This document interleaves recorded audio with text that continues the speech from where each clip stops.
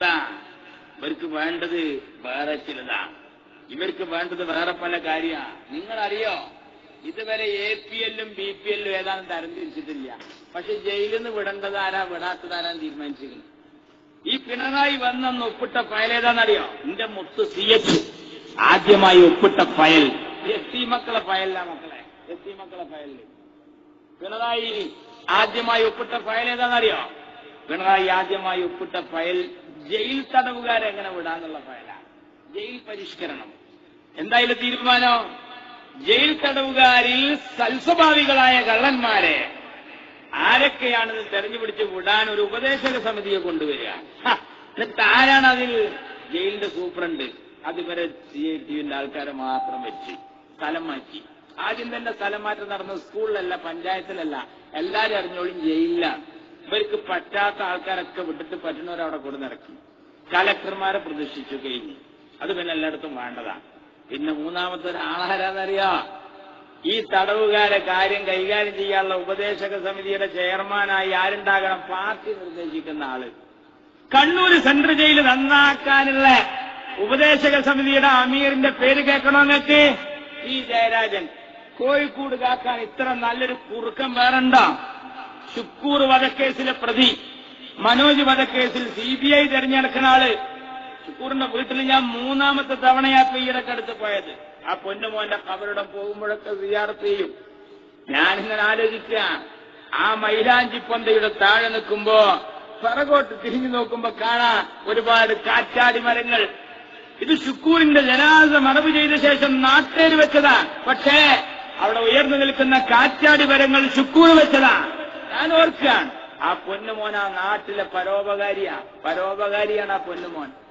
ഉമ്മാനോട് എപ്പോഴും ചോദിക്കും, ഉമ്മ മനസ്സിന്ന് തലങ്ങനെ ഒരാട്ടലാണ്, എങ്ങനെ പോകാനാ മോനെ, എങ്ങനെ പോകാനാ, എപ്പ ചോറുന്നാൻ വരും എന്ന് ചോദിച്ചപ്പോ ഉച്ചക്ക് എന്ന് പറഞ്ഞു പോയ എന്റെ പൊന്നു കുട്ടിയുടെ ജനാസ കഫൻ തുണിയിൽ പൊതിഞ്ഞു കൊടുന്ന രംഗണ്ടല്ലോ, എന്റെ കൽബെന്നെങ്ങനെ മായാനാ.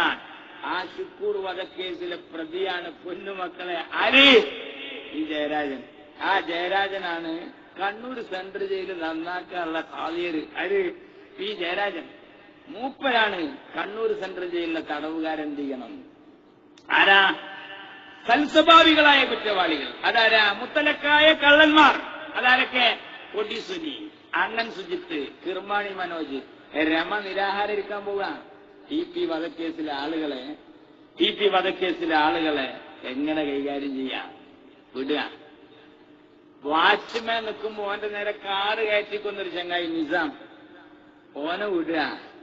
ഈ കൊടിയ കുറ്റവാളികളെ മുഴുവൻ വിടുക, ജയിലിൽ നിന്ന് ഇവരൊക്കെ വിടുക. എന്നിട്ട് പത്രം എടുത്തു നോക്കിയാൽ ഇയാൾ മറ്റൊരു കേസിൽ ഇപ്പോൾ അടുത്ത് ജയിലിൽ നിന്ന് ഇറങ്ങിയ ആളാണ്. ഇതറിഞ്ഞിട്ട് ഇയാൾ എടുക്കുന്ന പണി തന്നെ.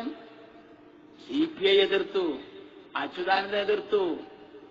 ഇപ്പൊ എല്ലാരും ഞങ്ങളോട് തന്നെ ചോദിക്കുകയാണ്, ഇവിടെ ഒരു പ്രതിപക്ഷമൊന്നുമില്ല, എല്ലാരും സഹിച്ചാളി, കുറെ അധ്വാനിച്ചില്ലേ, ഇതിനെ പ്രതിപക്ഷം VSN പോരെ, വലിയ പ്രതിപക്ഷം അതല്ലേ. അച്യുതാനന്ദൻ തന്നെയല്ലേ പറയണേ.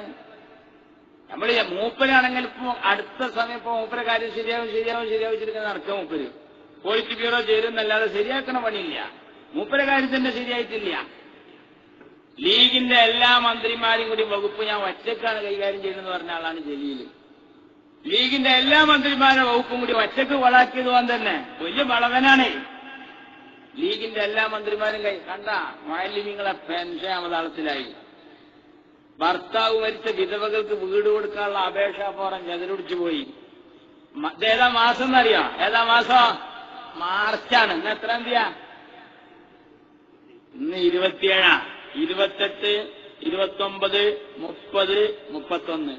ഈ സമയത്തെ നമ്മളെ നാട്ടിൽ ടാറും വീപ്പൊക്കെ കൊടുന്ന് ഇറക്കുക, റോഡ് പണി നടക്കുക, ബില്ല് മാറാൻ നടക്കുക, ട്രഷറിയിൽ തിരക്ക്, ബാങ്കിൽ തിരക്ക്, ചെക്കേറ്റ് നടക്കുക, വീട് റിപ്പയറിന് കയറുക, വീടിന്റെ തറ എടുത്തിട്ട് രണ്ടാം കഴിവിന് പോകേണ്ട ഒരു സമയമാണ് ഇപ്പൊ. ലൈലത്തുൽ ഖദറിന്റെ രാവ് നന്നായി. ഇപ്പൊ എന്തെങ്കിലും നടക്കുന്നുണ്ടോ? ഒന്നും നടക്കുന്നില്ല. ഒരു സംഭവമില്ല, ഒരു ഏർപ്പാടുമില്ല. എന്താ അവർക്ക് പണി? ഇവർക്ക് ഇതൊന്നല്ല പണി, നിരത്തുക. അവിടാണ് കയറി നിരത്തിക്കോ, ഞങ്ങളുണ്ട്. ലോക്കൽ കമ്മിറ്റി ഭാരവാഹി പറയാ, MLA പണിയെടുക്കുക. ഇതിനാണോ ഒരു ഭരണോ? ഇതാണോ ചെയ്യേണ്ടത്? നാടിന്റെ നന്മയാണ് പ്രധാനം. നാടിന് നന്മ പ്രധാനം. ഈ കേരളത്തിന്റെ ചരിത്രത്തിലുണ്ടോ? നേരത്തോടെ ഷെരീഫ് പറഞ്ഞതുപോലെ കണക്ക് പരീക്ഷ കഴിഞ്ഞ് ഇനി 31-ാം തീയതി വീണ്ടും പരീക്ഷ. ആരെങ്കിലും ഉണ്ടോ? ഞാൻ നിന്റെ മോളോട് ചോദിച്ചേ, എന്റെ മോളെ ഈ അറിഞ്ഞെന്നൊരു വീരോ കണക്ക് പരീക്ഷ റദ്ദ് ചെയ്തിരിക്കണം, ഇനി രണ്ടാമത് പരീക്ഷ നടത്തേണ്ടത്. എന്റെ മോള് പറയാണ് മന്ത്രി ഓല ആൾക്കാർ കൂടെ എഴുതിക്കോട്ടെ. അപ്പൊ എന്താ സംഭവം എന്നറിയോ? ഈ കുട്ടിയുടെ ക്ലാസ്സിലുണ്ട് 15 ആർമി എന്നൊരു ടീം. 15 ചെക്കന്മാര് പട്ടാളായിട്ട് ആർമി, 15 ചെക്കന്മാര് ആർമി. അപ്പൊ ഈ പരീക്ഷ കഴിഞ്ഞാൽ ഇപ്പൊ കുട്ടികൾക്കൊക്കെ ഒരു സ്വഭാവമുണ്ട്. പരീക്ഷ കഴിഞ്ഞാൽ എന്താ സ്വഭാവം? നമ്മളൊക്കെ പഠിച്ചിരുന്ന കാലത്ത് അനീഫ് സാറിന്റെ ശരിക്കും നമ്മളൊക്കെ ഈ മുതിർന്നവർ പഠിച്ചിരുന്ന കാലത്ത് നമ്മളെ പുസ്തകം പിന്നാലെ വരുന്നവർക്ക് കൊടുക്കലായിരുന്നു. ഇപ്പൊ അങ്ങനെയല്ല. ഇപ്പൊ പരീക്ഷ കഴിഞ്ഞേക്ക് കുപ്പായത്തിലേക്ക് മസിയാണ്ട് ചിരിച്ചു. എന്നിട്ട് ആ പുസ്തകമൊക്കെ പാടെ ഏറാണ് അല്ലേ? ടീച്ചറോട് ഇരുന്ന് കാണിച്ചരാടിയാരായിട്ടൊരു വരവാണ്. ഇപ്പത്തെ കോലൊക്കെ മാറിയിക്കണല്ലോ. എന്റെ മോള് പറയണേ അതിനാരെടുത്ത പുസ്തകം ഞാൻ അടുത്ത പരീക്ഷയ്ക്ക് പഠിക്കാൻ ചെക്കന്മാരൊക്കെ ഈ പേപ്പറിന്റെ കിട്ടി ഉത്തരം മര്യാദക്ക് എഴുതാൻ കഴിയാതെ അതിന് ചോദ്യത്തിലാണ്ട് കലി കഴിഞ്ഞിട്ട് പരീക്ഷ കഴിഞ്ഞേക്ക് ചെക്കന്മാർ ഈ 15 ടീമുണ്ടല്ലോ ആർമി ഓലിതാണ്ട് ചുട്ട് ഒക്കെ പാടാണ്ട് കൊണ്ടുപോയിട്ടാണ് തീ കൊടുത്ത്. എന്നിട്ട് കരിക്കലിട്ടാണ്ട് കുത്തി ചാച്ച മന്ത്രിയൊക്കെ പാണ്ടാറടക്കട്ടാറുണ്ട്. കാരണം ചെക്കന്മാരെ ഉറപ്പിച്ച് SSLCക്ക് തോൽക്കും. കാരണം കണക്ക് പറ്റപ്പോക്കാം. നിങ്ങൾ ആലോചിക്കുന്ന ട്യൂഷൻ സെന്ററിലെ മാഷെ ചോദ്യപേപ്പർ ഇടാൻ വെച്ചിക്കുക. ആ ട്യൂഷൻ സെന്ററിൽ ഇതേ ചോദ്യം കഴിഞ്ഞ മോഡൽ പരീക്ഷയ്ക്ക്. കഴിഞ്ഞ മോഡൽ പരീക്ഷ നിങ്ങൾ ശരിക്കും കേൾക്കണം. ഈ കൊല്ലപ്പരീക്ഷ നടക്കുന്നതിന്റെ മുമ്പ് ഒരു മോഡൽ നടത്തും. മോഡൽ അയാളെ കുട്ടികൾക്ക് മാത്രം 11 ചോദ്യത്തിൽ വന്നത്. അതേ എഴുത്ത് അതേ രൂപം എല്ലാതും സംഭവം ഒക്കെ 3 അതിനോട് സാമ്യമുള്ളത് 2 13 ചോദ്യം മൊത്തം അത്. എത്ര സുഖമുള്ള പരീക്ഷ എന്നറിയാം. ഇത് കഴിഞ്ഞ് മന്ത്രിനോട് MSF പറഞ്ഞപ്പോ പോയി പണിയൊക്കെ പിണറായി മറ്റുള്ളവരൊക്കെ ഓരോ വർത്താനം പറഞ്ഞ് ഇപ്പതാ നേരെ ചൊവ്വ വന്നിക്കുക. ഇനി 31-ാം തീയതി ആ പരീക്ഷ ഒന്നുകൂടി എഴുതണം. എന്റെ മോള് പറയുന്ന ആരത്ത പുസ്തകം ചെക്കന്മാരൊക്കെ മത്സരിച്ച് കേടിരുത്തി. കുറെ കുട്ടികളെ കത്തിക്കരിച്ച് കളഞ്ഞി. ഇനി പഠിക്കണം എന്നുണ്ടെങ്കിൽ മറ്റവരോട് ചോദിച്ച പുസ്തകം കിട്ടുമോ എന്ന് ആലോചിച്ച് നോക്കി. രണ്ടാമത് പുസ്തകം കിട്ടും വേണം, ഇനി പഠിക്കും വേണം, പഠിച്ചുണ്ടാക്കും വേണം. എന്തൊരു ബുദ്ധിത്താണ്. എന്നാ ആ കുട്ടികളോട് പറയുന്നതറിയാം, മക്കളങ്ങൾ എഴുതിയതേതായാലും എഴുതി അതിൽ ഞാൻ 100-ൽ 100 തരാൻ തീരുമാനിച്ചിരിക്കുന്നു. എല്ലാവർക്കും സദക്കായിട്ടും സക്കാത്തായിട്ടും. ഇന്നൊരു സമാധാനം ഉണ്ടായി. ഇതിഞ്ഞ് രണ്ടാമത് പഠിക്കണം. അതെന്താ കാരണം? വിദ്യാഭ്യാസ മന്ത്രി ഉദ്യോഗസ്ഥരും 2 വഴിക്കാണ്. അങ്ങനെ തന്നെയാണ്. പണ്ട് ഹോട്ടലിൽ കേഷ്യറും സപ്ലയറും 2 വഴിക്കാണ്. അങ്ങനെ ഒക്കെ ഒരു ഒരുമമാണല്ലോ. ഈ കേഷ്യറും സപ്ലയറും 2 വഴിക്കായ സ്ഥലത്ത് ഒരു ചങ്ങായി ചോറുന്നാൻ പോയി. ചോറുന്നതിനിടക്ക് ഇത് മൊത്തം ഇങ്ങനെ നോക്കിയിട്ട് സപ്ലയർ വന്ന് ബില്ലിട്ട് ആ ബില്ല് കൊടുത്ത് ബില്ല് കൊടുത്തിട്ട് ഇയാൾ കൈ എഴുതാൻ പോയി തിരിച്ചെന്നപ്പോ അതിന് ഫാന്റെ കാറ്റൊന്നും ബില്ല് വാറിപ്പോയി. ബില്ല് വാറിപ്പോയപ്പോ ഈ സപ്ലയറും കേഷ്യറും തമ്മിൽ ഭയങ്കര തിരക്കാണ്. എപ്പോഴും ഇയാൾ വെട്ടലും എഴുതലും ഇതൊക്കെ ഇങ്ങനെ പ്രശ്നമുണ്ട്. അതുകൊണ്ട് കേഷ്യർ ഒരു ഓർഡർ ഇട്ടിട്ടുണ്ട്, ഇനി ഒരു ചങ്ങായിക്ക് ഒരു ബില്ലേ കൊടുക്കാൻ പാടുള്ളൂ. അപ്പൊ ഇനി ഇത് രണ്ടാമത് കൊടുക്കാനും പാടില്ല. ഏട്ടങ്കറിന്റെ കൊടിയായി. അങ്ങനെ സപ്ലയർ വന്നിട്ട് പറയാണ് ഇവരോടെ അത് രണ്ടാമത് തിന്നാളിന്ന്. ഒന്നും കൂടി ചോദിക്കുക. എല്ലാം പണിയാണല്ലോ. ഒന്നും കൂടി ചോദിക്കുക, ഒന്നും കൂടി ബില്ലേരാ. എന്തൊരു ഏർപ്പാടോ. ആരാ ശരിക്കൂടെ നേരത്തെ സൂചിപ്പിച്ച പോലെ ഒരു കഥയും കവായതില്ലാത്ത ഭരണം. M.M. മണിയൊക്കെ മന്ത്രിയായി എന്നറിഞ്ഞെന്ന് ഞാൻ ഉറങ്ങിയിട്ടല്ലേ. അയാൾക്ക് എന്റെ തോലൊക്കെ പോണ്ടാക്കും ഒന്നും അറിയില്ലാന്ന് ഈ വിചാരിക്കണ മാതിരിയൊന്നല്ല. ഇപ്പോ വൈദ്യുതി ചാർജ് എങ്ങനെ കുറക്കുക, ഉൽപാദനക്ഷമത എങ്ങനെ വർദ്ധിപ്പിക്കാൻ അയാളോട് ചോദിച്ചു നോക്കാണ്. മുപ്പര് പറയും റെഡി 1 2 3 4 ആ മെയിനാണ്ട് ഓഫാക്കിയാൽ മതി അറിയും. അത്ര വിവരം അയാൾക്കുള്ളൂ. ഒക്കെ കണക്കാണ്. ആ കൂടുതൽ ഞെളിഞ്ഞ് നടക്കുക KT ജലീൽ. ആ ലൈറ്റുള്ള കാറൊക്കെ ഇങ്ങനെ വെച്ച് കാറിലുമ്പോ ലൈറ്റൊക്കെ വെച്ച് വലിയ ലീഗിന്റെ കേന്ദ്രത്തിൽ ഞങ്ങളെ പാർട്ടി മാറാതെ മുഖ്യമന്ത്രിനെ കണ്ട CH-ന്റെ പാർട്ടിയിലാണോ ഞങ്ങളൊക്കെ നിൽക്കുന്നത്? പാർട്ടി മാറാതെ മുഖ്യമന്ത്രിയായ CH-ന്റെ പാർട്ടിയിലാ. പാർട്ടി മാറാതെ മരിക്കുന്നത് വരെ പച്ചക്കൊടി പിടിച്ച കേന്ദ്രമന്ത്രി അഹമ്മദിന്റെ പാർട്ടിയിലാ ഞങ്ങള് പാർട്ടി മാറിയിട്ടുള്ള ഏർപ്പാടല്ല. നിനക്കോ അറിയില്ല. ഇവര് കുറച്ച് ആൾക്കാരുണ്ട് ഇവര് താക്കാട്. പി ജയരാജന് അഴിമതി കണ്ടെത്തി. VS പറഞ്ഞ അഴിമതിയാണ്. പിണറായി പറഞ്ഞു രാജ്യത്തളമാനെ അഴിമതിയാണ്. കൊടിയേരി പറഞ്ഞു ഉക്കുന്നോ വെള്ളം കുടിക്കണം പോണാട്ട് പോയിക്കാരൻ അതൊരു മൊയന്ത് അഴിമതിയാണ്. ആയിക്കോട്ടെ ഞാൻ അഴിമതിയാണ്. ഇതിനർത്ഥം അറിയില്ലേ? അഴിമതിയാണ്. കാറ്റും കാറ്റിയാണ്ട് പോയി. പണ്ട് ഓട്ടോറിക്ഷ ഡ്രൈവറെ പോലീസ് പിടിച്ചു. 2 ഓട്ടോറിക്ഷ ഡ്രൈവർമാരാണ്. 2 ഓട്ടോറിക്ഷ ഡ്രൈവർമാരെ നിർത്തിയിട്ട് പോലീസ് ലാത്തിയിട്ട് ഇങ്ങനെ ചോദിച്ചു പറയടാ ആരാടാ നിരപരാധി പറയടാ. അപ്പൊ പറഞ്ഞു ഞാനല്ല നിരപരാധി, ഓനാ നിരപരാധി. അർത്ഥം അറിയണ്ടേ? ഈ സാധു എന്ത് മാണിക്കക്കല്ല് എന്ത് ചെയ്ത് അറിയാം? അഴിമതി ആയിക്കോട്ടെ, ഞാൻ അഴിമതി. അപ്പോ റസാഖ് കാരാട്ട് ഈ ജലീലിന്റെ മാതിരി തന്നെ കൊടുവള്ളിയിൽ നിന്ന് ജയിച്ചതാ. പാണക്കാട്ട് തങ്ങളെ എടുത്തു പോയിട്ട് റസാഖ് മാഷാണ് സ്ഥാനാർത്ഥി, ഉമ്മൻചാണ്ടി കഴിഞ്ഞ അത്ര നല്ല മനുഷ്യൻ വേറെ ഇല്ല എന്ന് പറഞ്ഞിട്ട് അവിടെ നിൽക്കുക. ഈ അബ്ദുറഹ്മാൻ താനൂര് ഇവരെടുത്തുനിന്ന് വാങ്ങിയ പോലെ പൈസ കൊടുത്ത് വാങ്ങിയതുള്ളതൊക്കെ പൈസ കൊടുത്തിട്ട് വരിക. ലോക്കൽ കമ്മിറ്റി സെക്രട്ടറി ഒക്കെ അങ്ങനെ നടന്നോ? മത്സരിക്കണ്ട, ധൈര്യം അരിവാൾ ചുറ്റിക്ക നക്ഷത്രത്തിൽ ജയം നിൽക്കട്ടെ, സഖാക്കൾ നിൽക്കട്ടെ. അല്ലാണ്ട് കാപ്പ കൂപ്പ കപ്പും സോസറിലും ഓട്ടോറിക്ഷയിലും കൊടിയും എന്താ പറയാ കോളാമ്പി കിണ്ണത്തിലും മത്സരിക്കല്ല. ലോക്കൽ കമ്മിറ്റി സെക്രട്ടറി എന്നിട്ട് മത്സരിക്ക്, എന്നിട്ട് കാര്യങ്ങൾ പറയും. അതല്ലാതെ ഞങ്ങൾ ജയിച്ച് മാർക്സിസ്റ്റ് പാർട്ടി ജയിച്ചിട്ടുണ്ടോ? ലോക്കൽ കമ്മിറ്റി സെക്രട്ടറി ഇപ്പൊ ഷവർമ്മയുടെ കമ്പിയുടെ സ്ഥാനത്തല്ലേ? ഈ വേവും ചൂടും കൊള്ളല് ബാക്കി വേറെ എന്തെങ്കിലും ഉണ്ടോ? പിന്നെ എന്തെങ്കിലും ഈ ചെറുനാരങ്ങം വന്നിട്ടുണ്ട് ഈ കുളിരല്ലാതെ വേറെന്തും നനവാടോ നിങ്ങൾക്കൊക്കെ ഉള്ളത്? എന്നിട്ട് ഇവരെ പിന്നാലെ അങ്ങനെ വലിയ കാറിൽ പ്രമാണിമാരായി നടക്കുക, ആണത്തത്തോടുകൂടി പാർട്ടി ചിഹ്നത്തിൽ പാർട്ടിക്കാരനായി മത്സരിക്കുക. എന്റെ ദണ്ഡത്താണ് ഈ കോണിയിലാ മത്സരിച്ചത്. എന്നാ കണ്ടോ, ഞങ്ങൾ ഇങ്ങളിരിക്കുന്ന ഒരു മണ്ഡലം പിടിച്ചിട്ടുണ്ട് കുറ്റിയാടിയില്. എങ്ങനെ? ഇതുപോലെ സ്വതന്ത്ര വേഷത്തിലല്ല, ഞങ്ങളെ പാറക്കൽ അബ്ദുള്ള പാണക്കാട്ട് തങ്ങൾ കൊടുത്ത കോണി ചിഹ്നത്തിൽ പോയാൻ നിങ്ങളെ സ്ഥാനാർത്ഥിനെ അരിവാളിൽ തോൽപ്പിച്ചിട്ട് തിരിച്ചിട്ട് വന്നത്. അറിയോ? ഞങ്ങളെ കെ എം ഷാജി ഞങ്ങളെ തട്ടകത്തി കയറിയിട്ട് കരക്ക മാത്രം തറന്ന് വോട്ട് ചെയ്യിച്ചു, നികേഷ് കിണറ്റിലിറങ്ങിയിട്ടാ വോട്ട് ചെയ്യിച്ചത്. അതിനെ തോൽപ്പിച്ചിട്ടാണ് ഞങ്ങൾ ഈ കയറി വന്നത്. അറിയോ? എന്ന പോലെ ഈ റസാഖ് കാരാട്ട് പാണക്കാട്ട് തങ്ങളെടുത്ത് പോയിട്ട് പറഞ്ഞാ ഈ റസാഖ് മാഷാണ് നല്ല സ്ഥാനാർത്ഥി, ഇദ്ദേഹമാണ് മത്സരിക്കേണ്ടത്. എന്നിട്ട് ചോറ് ഈ മൊയ്ൻകുട്ടി സാഹിബിന്റെ വീട്ടിലാണ്. അവർക്ക് ഭക്ഷണം കഴിക്കാൻ ഇയാളെ വെരിച്ചിട്ട് കാത്തിരുന്നിട്ട് ഇയാളെ കാണാതായപ്പോ വെറുതെ വാർത്തട്ട് നോക്കിയത്. അപ്പൊ ഫ്ലാഷ് ന്യൂസ് എന്ത്?